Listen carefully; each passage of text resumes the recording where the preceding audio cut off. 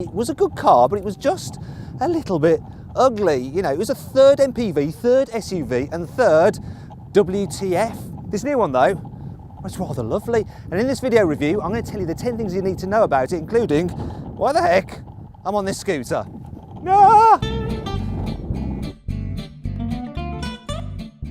This time around with a 3008, Peugeot is making sure it's 100% SUV. I mean, look at the front design. It certainly stands out, and there's lots of kind of shiny design garnish there as well. I really like this feature. It's very, very concept car-y. The way the bumper actually cuts into the headlamp. I think that's supposed to be a lion's claw, or is it tooth? Peugeot, obviously, Peugeot lion. Actually, to me, it looks more like a shark's fin. I could be completely wrong with all of that anyway.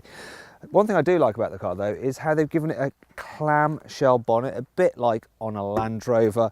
Also the car, its ride height is higher than the old 3008, yet the roof height is the same, so it just kind of makes it look more rugged, yet more sporty at the same time. This is quite a sporty feature as well. The blacked out rear pillar there, it's a bit like on a Jaguar XJ, though I think it works better here. I know what you're thinking, oh, typical British journalist talking about British cars in a French car review. Sorry, I'm just programmed to do that. It's just what we do, I'm afraid. And that brings me on to the back of this car. It's absolutely stunning, isn't it? It's as though Peugeot went to the future, got a load of designers, brought them back here to create this car. It is that fresh.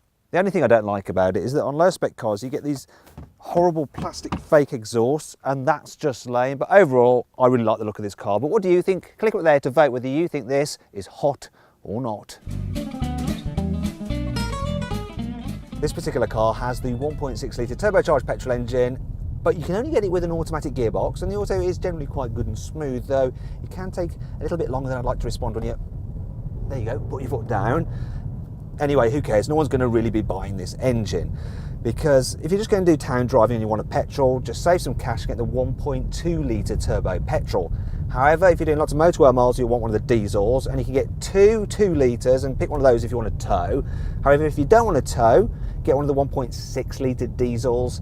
Now you can get it in either 100 horsepower, which is going to be too slow, or 120 horsepower, which should be just about fine, and it should be able to do 70 miles per gallon.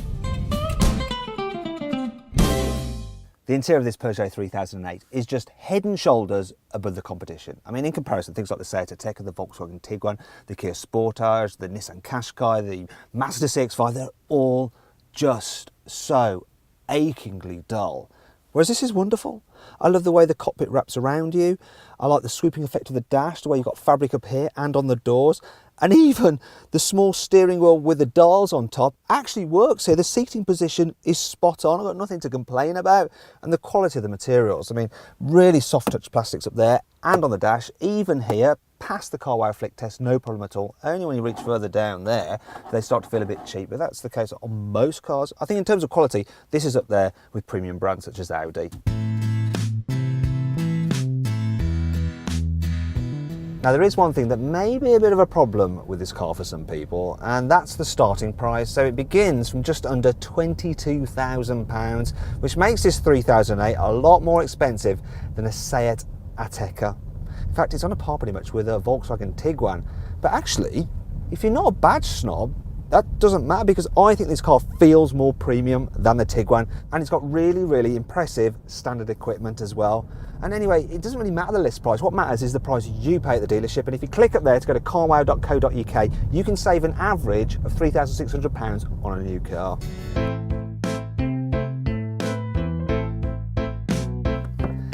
Getting into the back of the 3008 is pretty easy because these door openings are massive. Just wish the doors open to 90 degrees, but it's only a small problem. Once you're in, there's plenty of space for most people. So knee room probably isn't quite as generous as in a Toyota RAV4, but there's easily enough. Headroom, even with this panoramic sunroof fitted, which does eat into headspace, I've got just about enough headroom, so that's fine. Slight disappointment is the fact that I can't recline or slide these rear seats like you can in a Volkswagen Tiguan. But this car does kind of make up for that by the fact, look, it's got a completely flat floor.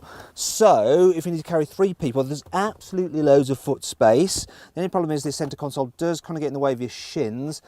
But hey, some you lose, some you win, such as the fact you can get the car with a front passenger seat, which lies flat. And I guess if you want to, you can then travel in the back like that. It's actually all right, that. If you're the kind of person that thinks an SUV absolutely positively must be four-wheel drive, then forget this car because it's front-wheel drive only. However, you can get it with something called grip control, and at a turn of a dial you can alter the traction control system so that it helps the car grip on slippery surfaces. Now, it's not quite as good as sending drive to the rear wheels, but it's going to be good enough for most people, unless they're a farmer or mountain rescue. Then yeah, it won't quite be up to the task.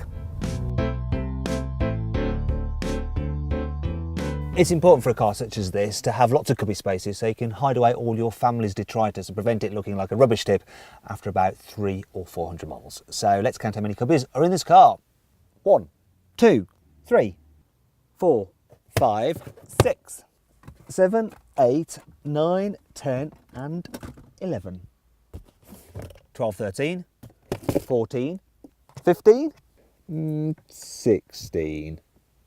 And that should be enough for most families. When I was a kid, Peugeots were famous for handling better than their Ford and Vauxhall equivalents. But in the late 90s and the noughties, you know, the company just lost its way and these cars just became a bit to drive.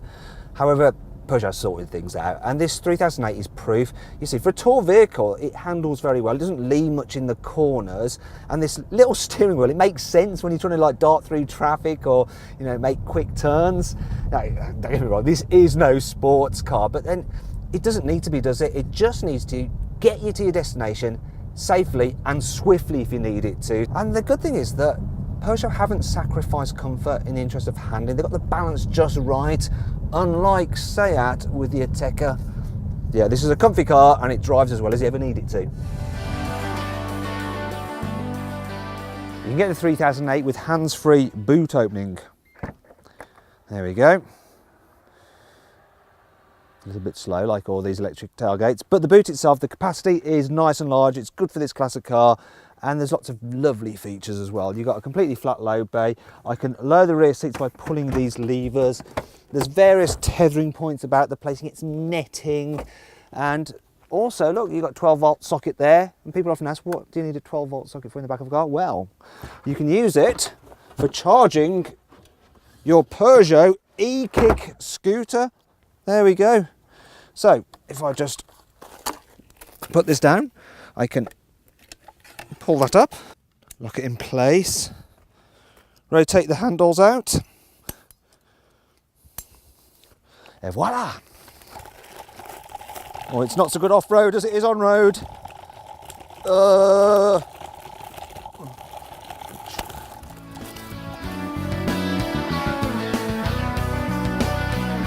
So as standard, the 3008 gets rear parking sensors, there's dual zone climate control, you get auto emergency braking and lane departure warning, but that's not particularly special, is it?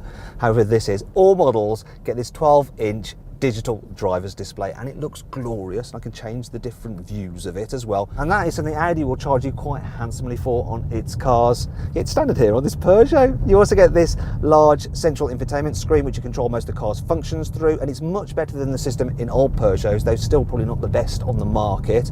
You can access functions quite easily though using these toggle switches, and they're rather swish and nice, though as with other Peugeots, operating the climate control is, well, it's kind of one press too many, really, if you ask me. And perhaps the only slight disappointment is that the entry-level car doesn't get sat-nav as standard, though it's not too much of a problem because it does get Apple CarPlay and mirror link for your mobile phone, so you can just use your phone sat-nav system. And that kind of sums up the 3008, you know. It's a thoroughly modern feeling car and is without doubt one of the best small SUVs you can buy.